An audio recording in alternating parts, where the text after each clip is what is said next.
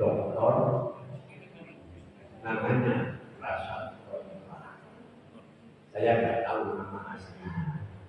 Yang jelas itu nama Islamnya itu Rashad Khalifa. Dia ini orang dari kota Kusum. Kusum itu di Amerika Latin sana.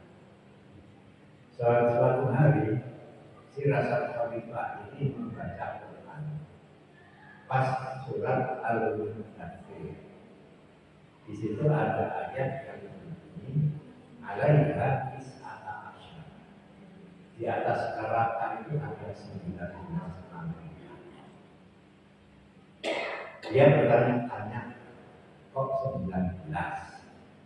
Tidak didengarkan saja 20 atau 17 atau angka-angka yang lain, kok 19?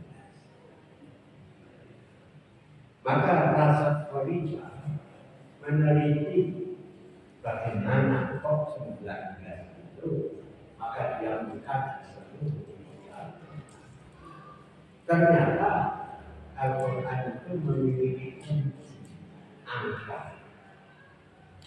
Kunci Al-Quran berupa angka 19. Apa kunci angka 19? Jadi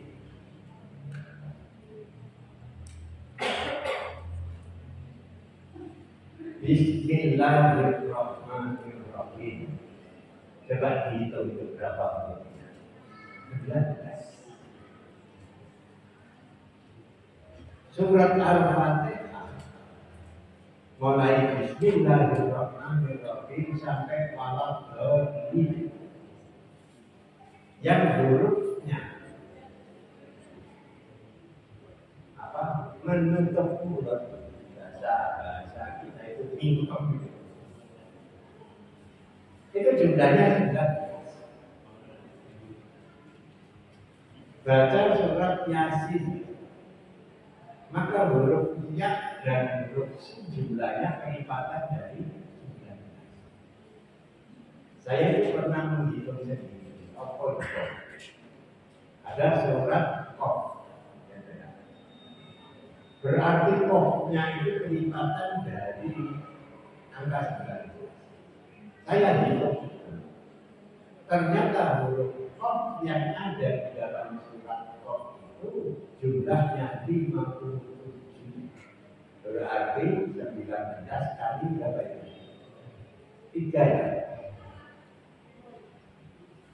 Dan anehnya,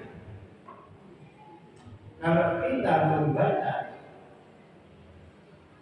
Nabi Lut,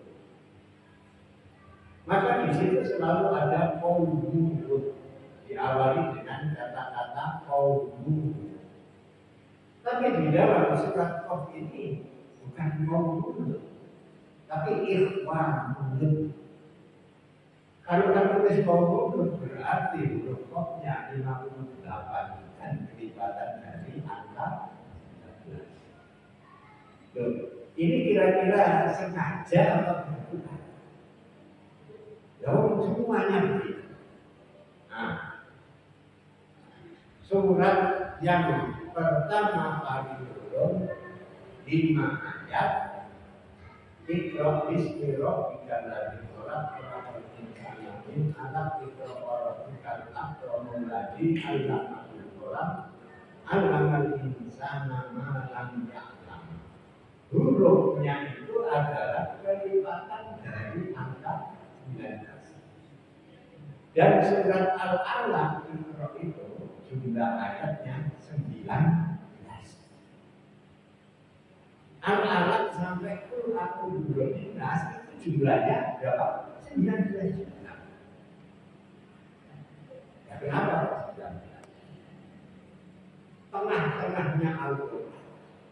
Jadi Al-Quran itu kalau dibagi dua, tengah-tengahnya itu ada di dalam surat Kahfi.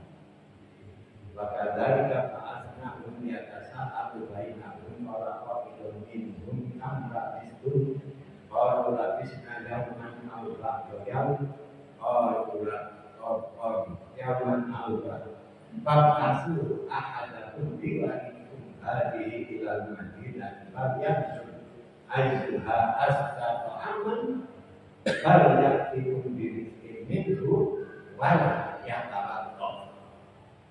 Ini tengah-tengahnya Al-Quran. Itu terdapat pada ayat yang ke-19. Al-Quran itu terdiri dari 114 surat. Habis dibagi 19. Dan pembahasan tentang kelimatan ke-19 itu punya rasa kolima itu sangat sebagian. Karena dia itu langsung zaman rasa kolima masuk Islam ini, komputer sudah ada. Beliau terbang dari Tucson, Amerika Latin ke Samarkand. Samarkand itu wilayah Soviet ya, dulu sekarang masuk wilayah Rusia ya, Samarkand. Yang mengkomputerkan Al-Quran yang ditulis pada zaman Utsman bin Affan. Jadi Quran standar yang ditulis zaman Utsman bin Affan bukan ada 6. Salah satunya itu ada di Samarkand. Dan itu yang dikomputerisasikan oleh Rasa Torika dan hasilnya mengagumkan bahwa Al-Quran itu memiliki kunci angka 19. Dan ini pertanyaannya, ini sengaja itu menunjukkan bahwa Quran itu bukan buatan Nabi Musa, tapi semuanya murni 100% itu wahyu yang diterima dari Allah. Coba sekarang apa yang dikatakan oleh Quran melampaui pikiran manusia pada waktu itu, bahkan sampai manusia sekarang. Contohnya surat Tuhan, wa waladzi maqjal mahrum hadza adul qur'an wa hadza bilkum ijaz wa ja'ala bainahum marfa wa ja'ala bainahum wa waladzi maqjal mahrum hadza adul qur'an wa hadza bilkum ijaz wajah bainam madrasahon wa hijron mahjun. Dia Allah yang membiarkan ada 2 lautan. Sebelah sini airnya tawar dan segar. Yang sebelah sini sebelahnya itu asin lagi pahit. Dan Allah meletakkan seakan-akan ada pemisah sehingga tidak campur antara yang tawar dengan yang asin. Rasulullah itu pernah menjadi penyelam apa tidak? Kan tidak. Tidak pernah berlayar. Tapi kok tahu itu dia ada di dalam lautan. Jadi di dalam lautan itu ada lautan lagi. Inilah bukti-bukti bahwa Quran itu bukan buatan. Suatu ketika Rasulullah mengatakan bahwa di dalam laut itu ada api. Pokoknya, beliau juga pernah jadi penyelam, tidak pernah melakukan ekspedisi. Beliau mengatakan ini bukannya bukan kata-kata Rasulullah. Watur, wakilamin mastur, fi rabbin mansur.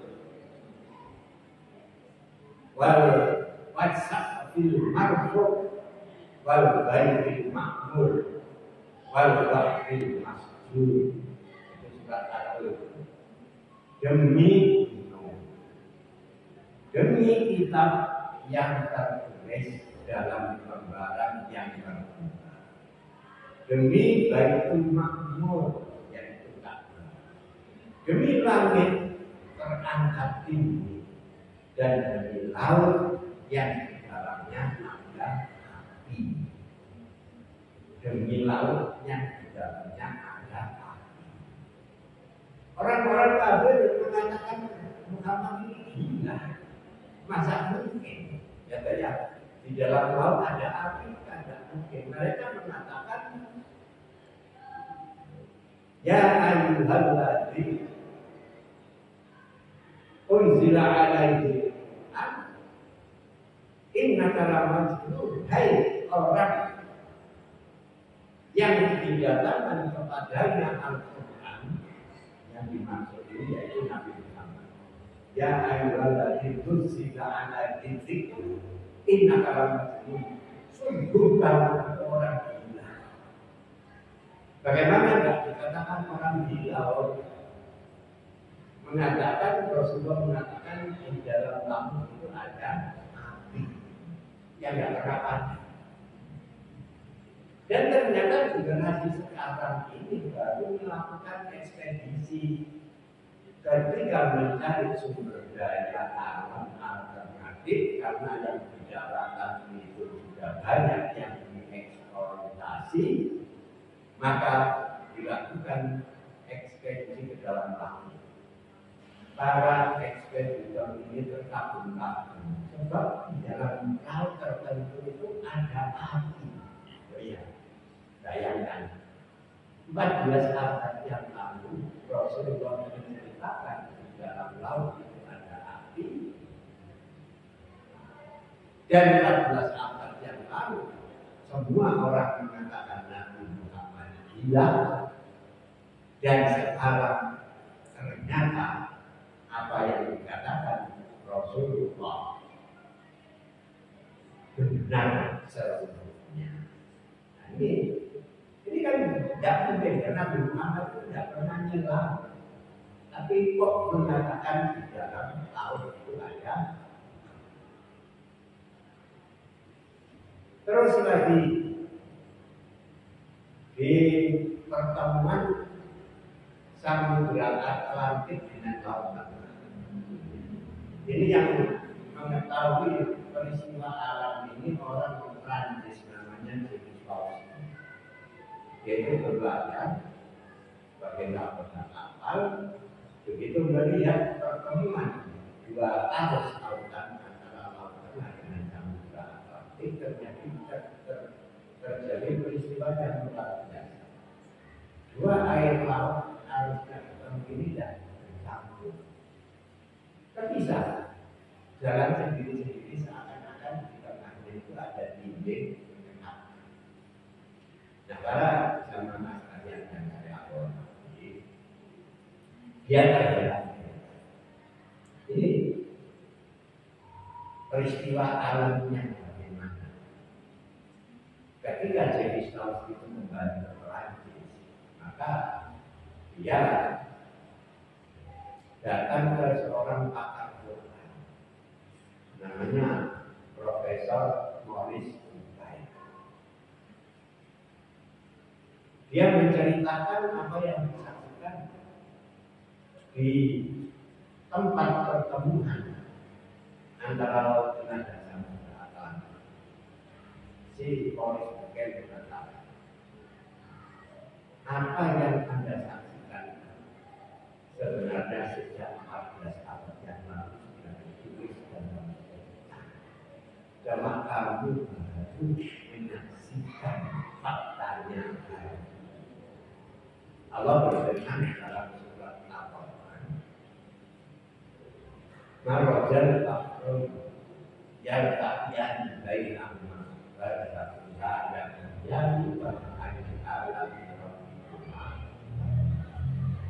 Allah membiarkan dua lautan ketika bertemu airnya tidak bercampur, seakan-akan di tengahnya itu ada dinding penyekatnya. Maka nikmat Tuhan yang menantang yang masih engkau dustakan. Si James Boucher itu langsung berkomentar. Saya tahu dalam sejarahnya bahwa Muhammad itu tidak pernah jadi nakoda kapal. Berarti ilmu tentang kelautan yang dimilikinya itu sedikit. Tapi sungguh aneh bahwa dalam Quran yang dibawanya itu memuat misteri alam yang harus ada terlibat. Itu menunjukkan bahwa Quran itu bukan buatan Muhammad. melewati waktu yang dari Allah. Maka saat itu menjadi seperti masuk Islam. Dan masuk Islamnya si Profesor Morris Bukan itu ya juga karena membaca Quran juga. Kebetulan Morris Bukan ini seorang profesor ahli arkeologi. Diundang ke Mesir untuk melakukan penelitian terhadap Fir'aun. Fir'aun itu kan jumlahnya banyak. Dari sekian banyak Fir'aun itu ada satu yang aneh. Paru-parunya itu mengandung garam. Maka si Morris Bukan ini harus tahu ada apa dengan yang satu ini. Ahli sejarah Mesir tidak ada. Dalam kitab-kitab suci yang dahulu sebelum Al-Quran tidak diketemukan ada apa dengan garam yang ada di dalam paru-parunya Fir'aun. Kemudian ada orang Arab yang datang membawa Quran. Mungkin ini yang Anda maksud. Ternyata penjelasan Fir'aun yang paru-parunya ada dalamnya itu terdapat di dalam Quran. Padahal kitab yang lebih tua dari Quran tidak ada, tidak menjelaskan itu. Nah, baru yang menajika di badan kita pun haliman pada ayat. Hari ini aku abadikan jasad kamu Fir'aun supaya menjadi bukti untuk generasi yang akan datang. Cara Allah mengabadikan jasad Fir'aun itu, dia sampai hari ini jasadnya masih utuh, dan bukti kami itu Fir'aun musuhnya Nabi Musa karena kita diulangkan oleh Allah ke dalam laut, sehingga pada mubinya itu pada paru-parunya terdapat garam. Masuk Islamnya Morris Bukan ini gara-gara meneliti soal Fir'aun. Nah, pada zaman sekalian yang saya hormati, selanjutnya Nabi Muhammad itu kan juga tidak pernah jadi pokoknya. Perasaan berdiri dalam maksud dia memandang sama. Tapi belum membawakan wahyu di mana orang itu kalau mendaki langit dadanya itu sesat. Lo baru sekarang ini kan bukan. Apa itu? Ketika Rasulullah SAW menjelaskan orang yang mendapat hidayah, mayyadillahu yashrah sadrahu bil Islam, wa mayyudilhu apa itu? Ja'al sadrahu doyikon harajan ka'annama yas'adu fis sama. Atau ucapannya ayat mungkin ada keliru. Barang siapa yang dibuka hatinya oleh Allah maka dimudahkan untuk mendapatkan mengenal Islam. Barang siapa yang disesatkan oleh Allah, Allah akan menjadikan dadanya ini sumpah sesat seakan-akan dia mendaki langit.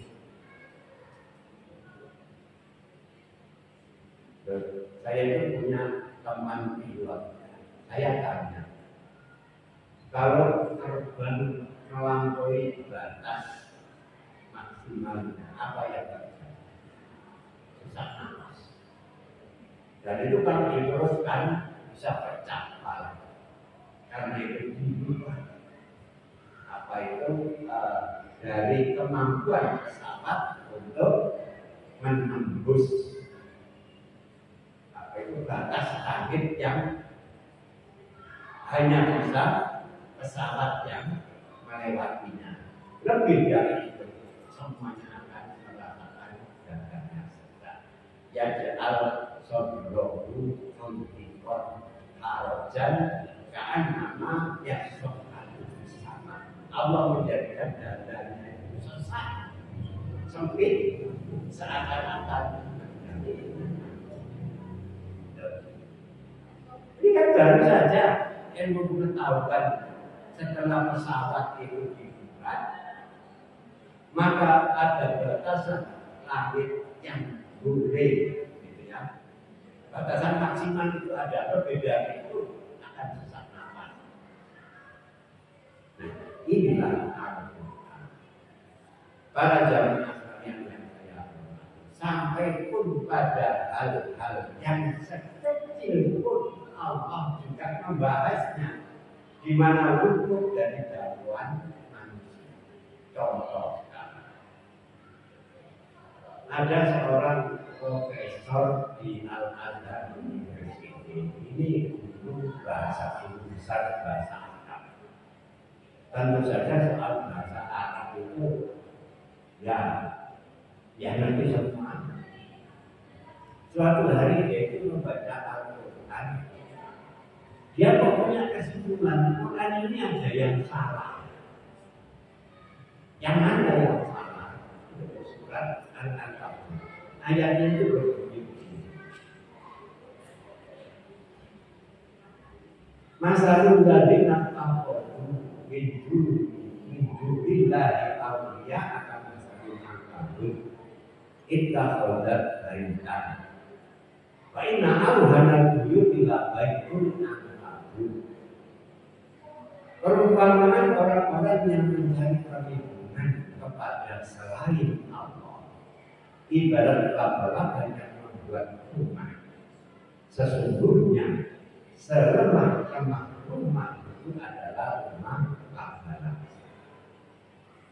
Kalau kita pernah belajar ilmu nahu, memang ada yang jaga. Begini ya, kalau di Indonesia kan, kalau ada sebuah kalimat yang subjeknya itu jantan, nanti kalau ada predikatnya itu harus jantan. Itu seperti susunan bahasa Arab. Pada ayat ini terbalik, subjeknya jantan, predikatnya betina. Ini secara tata bahasa salah. Sehingga si profesor tadi berkesimpulan, kira-kira saja ketika Muhammad menerima wahyu ini lagi ngantuk, sampai di Quran ada kesalahan. Nabi Rasulullah atau mungkin malaikat Jibril yang salah mendidik, sehingga di dalam Quran itu ada kesalahan. Dan waktu itu orang tidak ada yang protes tentang kejanggalan ini. Ternyata ilmu pengetahuan abad ke-21 ini yang membuka rahasia. Di mana rahasianya? Begini. Ahli psikologi itu di atas binatang Amerika Serikat itu pernah melakukan penelitian terhadap laba-laba. Dan dari hasil penelitian itu, laba-laba itu yang paling dominan itu perempuan. Jadi kalau Nabi beranak bertelur itu laba-laba jantannya itu dimakan. Itu laba-laba. Dan salah satu tugas daripada laba-laba betina ini adalah membuat rumah. Laba-laba jantan tidak bisa membuat rumah. Oleh karena itu, walaupun subjeknya itu jantan, predikatnya betina. Sebab kalau dipasang predikat jantan, tidak mungkin, tidak bisa laba-laba jantan membuat rumah. Maka kita odat baiklah si laba-laba betina yang membuat rumah.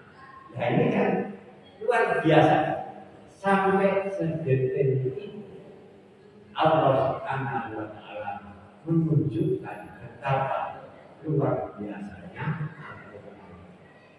Orang menganggap ada yang salah, tapi pada saatnya, walaupun pada saat itu tidak bisa dibuktikan, pada suatu saat pasti akan terbukti kebenarannya. Itulah dan banyak lagi. Siap. Seperti Allah membicarakan sifat pengampun, itu selalu berimbang dengan adab. Kalau rahmah itu ada 115, ayat adab mesti ada 115.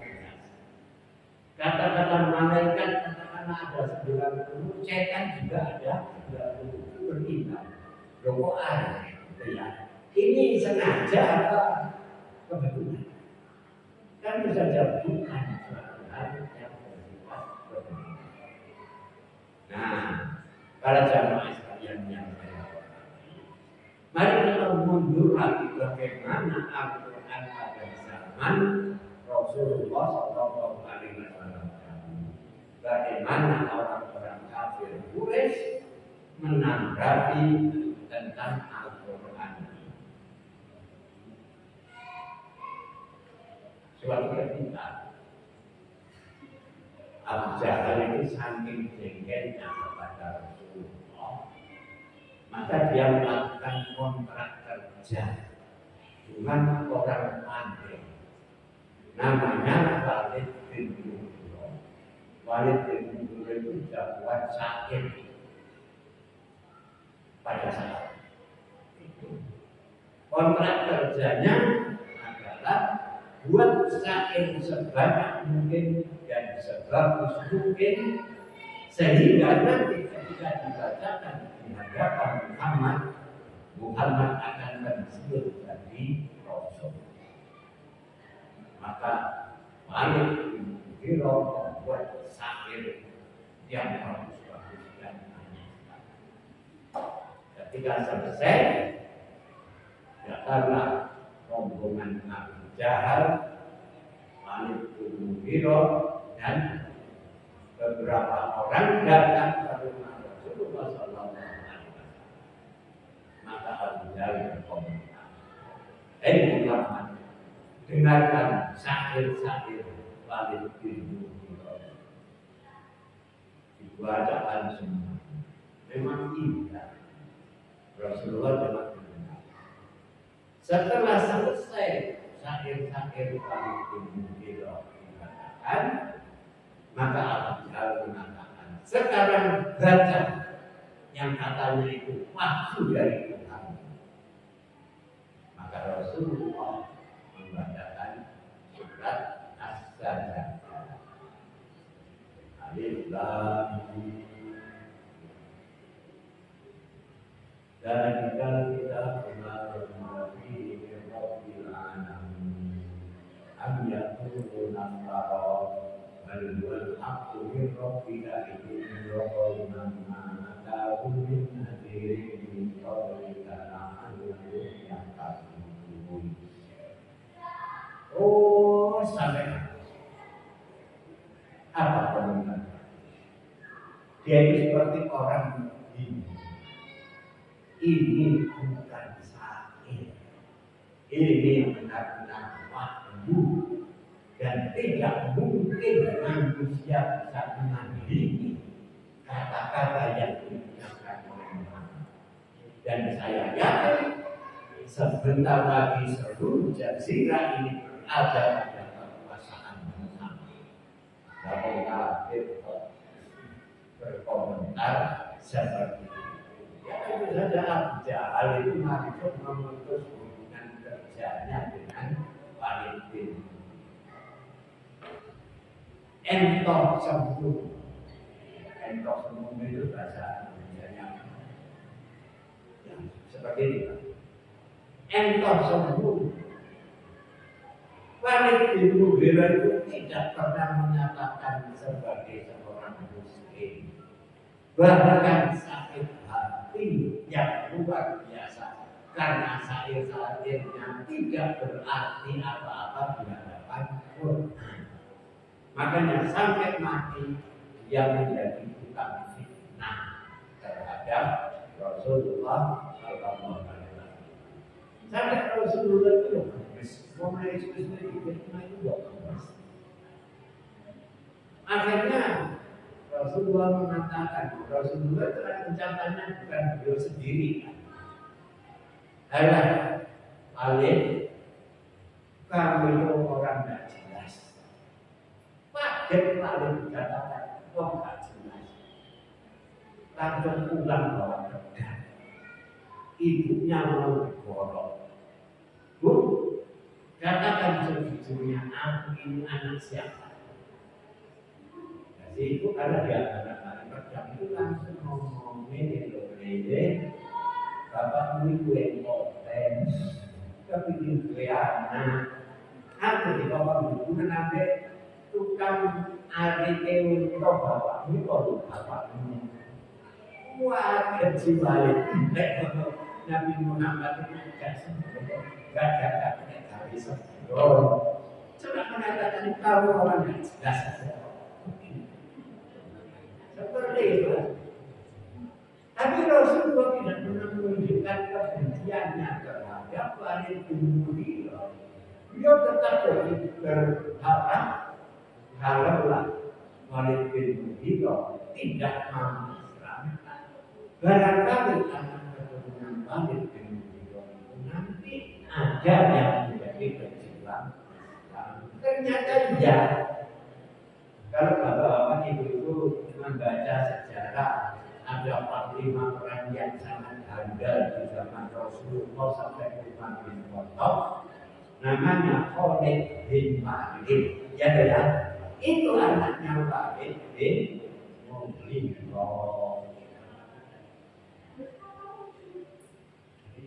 Berikutnya, kenapa sih musuh Nabi Muhammad itu dinamai Abu Jahal? Padahal nama aslinya itu Abdul Hikam, bapak yang bijaksana. Jadi Abu Jahal, Abu Jahal kan bapak orang goblok.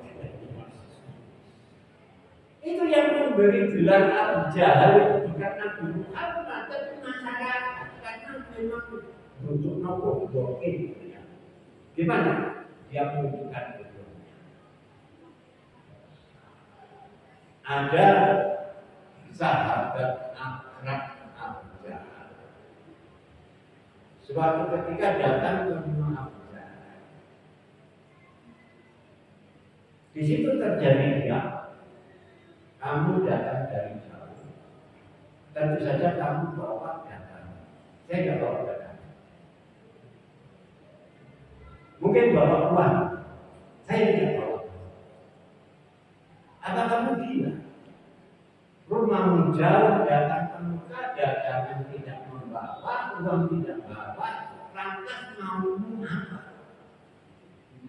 Dijawab oleh tamu ini, saya ingin ketemu Muhammad. Karena saya dengar di kota Mekah ada seorang Rasul yang bernama Muhammad. Saya ingin menjumpainya. Langsung Abu Jahal mengatakan, saya ingatkan kamu, jangan dekat. Kalau kamu dekati dia pasti kamu akan begitu. Kan kaget si kamu. Loh, kok aneh? Apa kamu percaya kalau Muhammad itu Rasul? Dijawab oleh Abu Jahal, saya percaya 100% Muhammad itu Rasul. Apa kamu percaya kalau Quran itu wahyu? Nah ini sudah dapat pelajaran kan Abu Jahal tapi keturunannya Walid bin Mughirah. Dia langsung komentar, kalau soal Quran saya percaya 200% itu wahyu. Kenapa kamu tidak mengikuti Muhammad? Baik, aku tidak bodoh. Aku ini seorang pemimpin. Makanya jadi pemimpin itu hati-hati. Bisa menutupi hatinya dari kebenaran. Karena ingin tetap menjadi pemimpin. Aku jaga begitu. Aku tidak bodoh. Kalau aku masuk Islam, pasti kedudukanku akan jatuh. namun saya sadar pada saatnya nanti saya akan dikalahkan oleh Muhammad karena Muhammad berada di tengah-tengah. Saya pasti, saya tahu. Dan kemarin menceruk Bapak Ibu Goblok itu kata-kata yang terakhir. Saya sadar Muhammad itu benar dan Islam itu membawa rahmat. Saya tetap tidak akan mengikuti ajarannya walaupun saya sadar nanti kalau saya mati saya masuk neraka. Tapi kalau ya, makanya itu harus semua dari yang Rasulullah mengatakan sadar Muhammad itu benar, Islam itu membawa rahmat dan membawa kebahagiaan sampai akhirat yaitu dia sadar dia berarti yang salah dan kalau mati nanti masuk neraka lupa, tapi tetap saja mengingkari ajaran yang dibawa oleh Rasulullah SAW. Nah, para jemaah sekalian, seperti itulah Al-Quran ketika datang kepada masyarakat Quraisy pada awal sejarah Islam. Ada pertanyaan, Quran itu untuk siapa sih? Apa untuk orang Islam? Tidak. Quran ini untuk seluruh manusia. Gitu ya. Makanya di dalam Quran itu ada panggilan ya ayyuhan nas, wahai sekalian manusia. Ketika Allah ingin bicara kepada orang yang beriman ya ayyuhan ladzina amanu.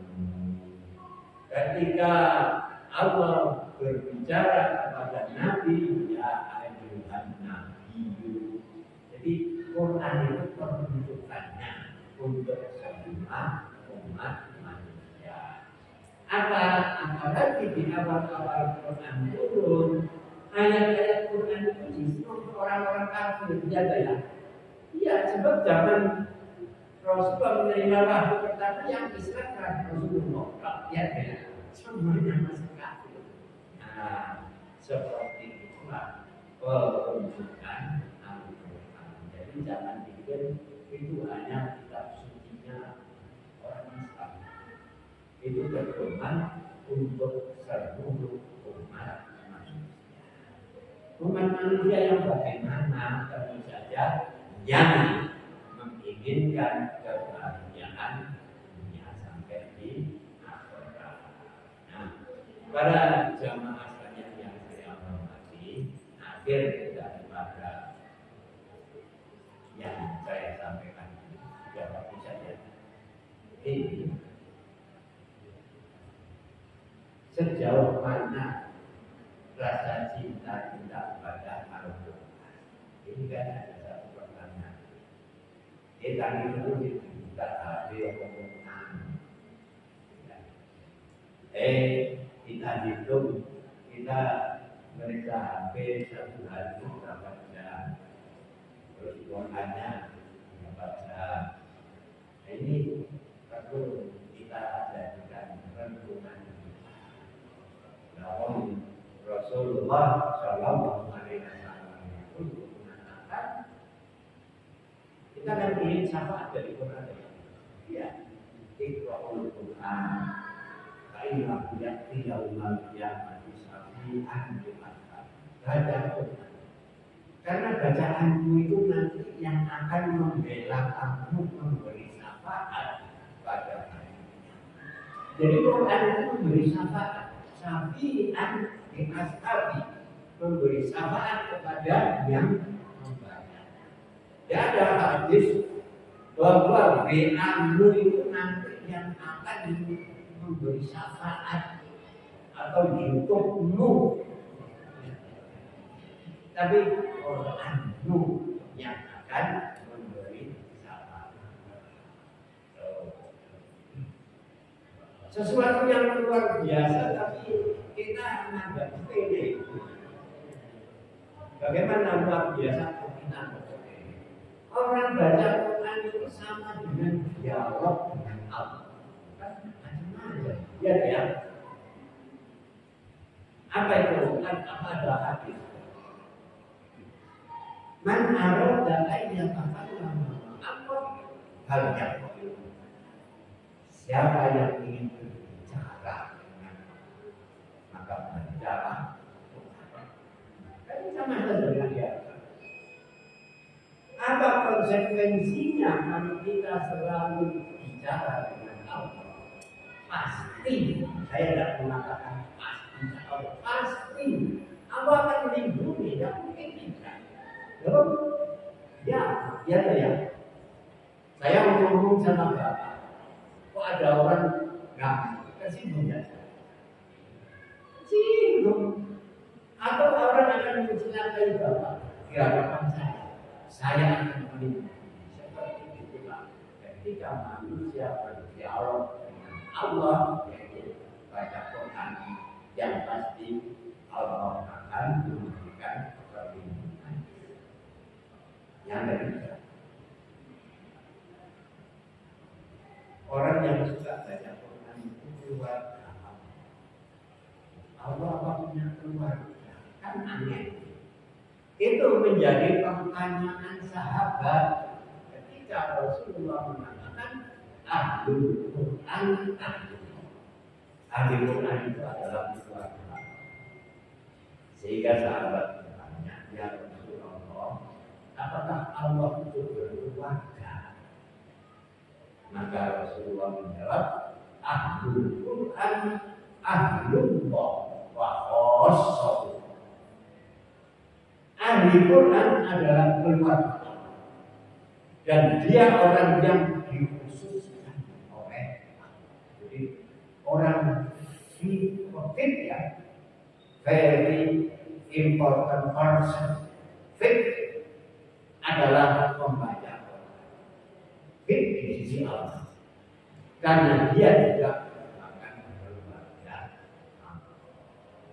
Nah, para jamaah yang saya hormati, silakan menikmati YouTube, silakan ber-WA, silakan ber-Instagram atau ber-Facebook ya. Tapi jangan sekali lagi meninggalkan membaca Al-Quran. Ini saja yang terakhir. Saya kira yang kurang lebihnya saya mohon maaf. Wassalamualaikum warahmatullahi wabarakatuh.